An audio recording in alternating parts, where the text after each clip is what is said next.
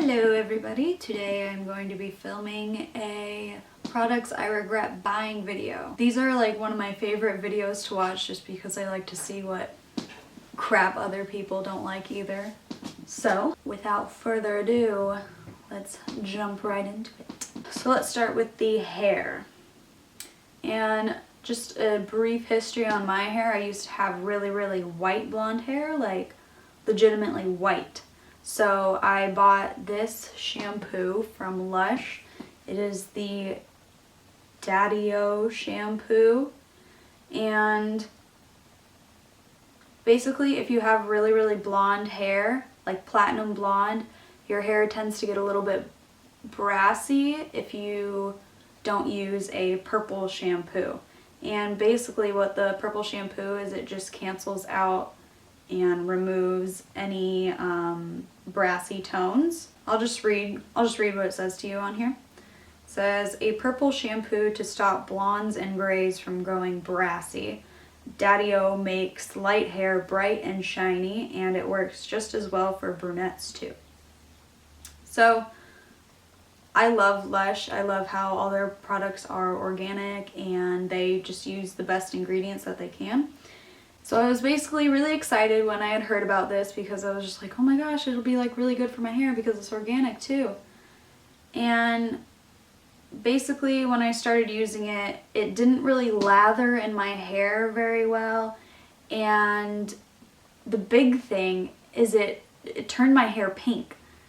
When I use purple shampoos, I basically just lather it all in my hair and then I put my hair up in a bun on top of my head and just kind of let it sit, so it'll really get rid of all of the brassy tones that are left in your hair. But when you leave this in your hair for too long in the shower, it'll actually turn your hair pink. So basically what happened is I left this in my hair. I was like, oh my gosh, it's gonna be so great. And then I got out of the shower and I had like these pink streaks like in my bangs and just like in the front of my hair. And I was just like, oh my god. I mean, it looked like kind of cool, but it wasn't the look that I was going for at that time. So it was just kind of frustrating that I had pink hair. But I don't know if you can see, I've used it like down to right there just because I kept giving it like a try over and over again, and it's just, I don't know, it doesn't lather well, and I didn't really feel like it was washing my hair either, so. So now I'm going to move on to face products, and basically I'll just go in the order that I would be putting on my makeup. So with that said, here we have the Revlon Photoready Skinlights. Now there are different colors in this, and this is the bronze shade, I guess. And then there's also a pink one, I think. This was just trash. Like, I put it on my face and it has like these weird sparkly, I don't even know. And to me, I didn't like the sparkles that it had. And when I'd use this, I just put it like all over my face. It just kind of made me look like I had a really bad tan. I don't know, I feel like it emphasized every imperfection in my face, and it was just kind of gross. As soon as you put all your other makeup on top of it, it was just like, ugh, what happened to that girl? Is she okay? Did she use this? Because it made her look nasty. Nah. Next I have another kind of bronzy type thing. This is the Milani Tantastic Face and Body Baked Bronzer. And when I saw this in the stores, I was like, oh my gosh, this is so pretty. It was like, it's so shimmery and it kind of has that marbled effect, and it looks really pretty when you swatch it too. It's just like really orangey. Another thing, it smells so weird. It just smells kind of old and dusty, and I don't even know, like it just doesn't smell like something you want to put on your face. And also when I did put it on my face, it looked just like red, like just a red splotch on my face. It blended out nicely and everything, but I mean, I don't think this works for people with my skin tone, or somebody who has a darker complexion would probably like this a lot more than I did. I really wish I did like it though, because it gave like a really nice glow, but it was just like red on my face. I don't know, it was nasty. This might be a surprise to some people, but the thing is, I like it. I just don't think it's worth the price at all. This is the Hourglass, one of their ambient lighting powders in dim light, and I got the sample size of it. This is one of those products that you could get in the Aisle of Doom, as some people like to call it, at Sephora when you're going to pay. Basically what you can do with these powders is you can set your under eye concealer or just powder your whole face, I guess, if you wanted, but it just has this really subtle glow to it, and I think maybe this was just a weird color for me. I don't know, I just don't really feel like it did a lot and there was just no use for it. This was $22. And in this you get how many? 0.049 ounces. That is literally a speck of dust. Seriously, $22 for this tiny little powder that's just like, I don't know. I just think it's absolutely ridiculous that anything should be sold for that price. It's just eh.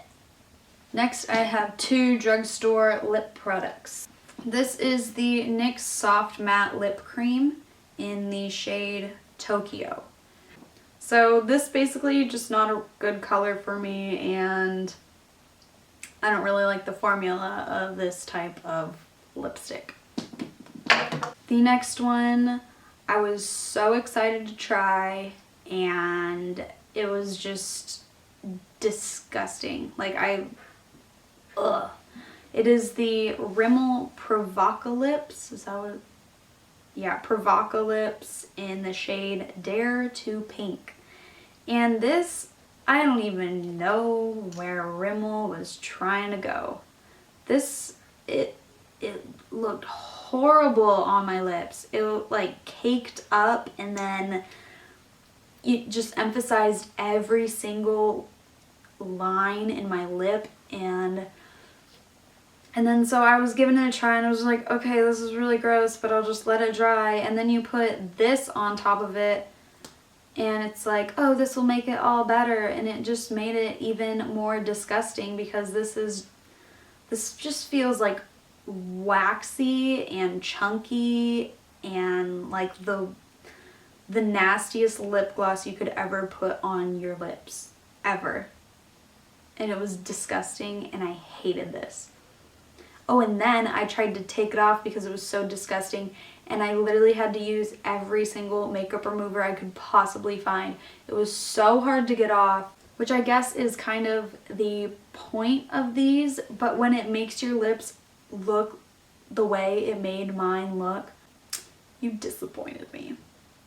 So those are all the products that I have for this time around, and so please make sure you give this video a thumbs up and leave me a comment down below of a product that you regret buying. Also, if you bought one of these Rimmel Provocolips things, let me know how you liked it, because maybe I just got a bad one or a bad shade or something, because that was absolutely disgusting on my lips. It took me like 15 minutes to get off, and then my lips were just like so chapped, so sore. Awful. No thank you. Alright, so thank you so much for watching, and make sure you tune in for the next video. Peace. Like, you put this in your hair and you're washing it out in the shower and you're like, oh my god, my hair is like bleeding purple. Okay, so make sure you give this video a thumbs up, which I guess is, screw you.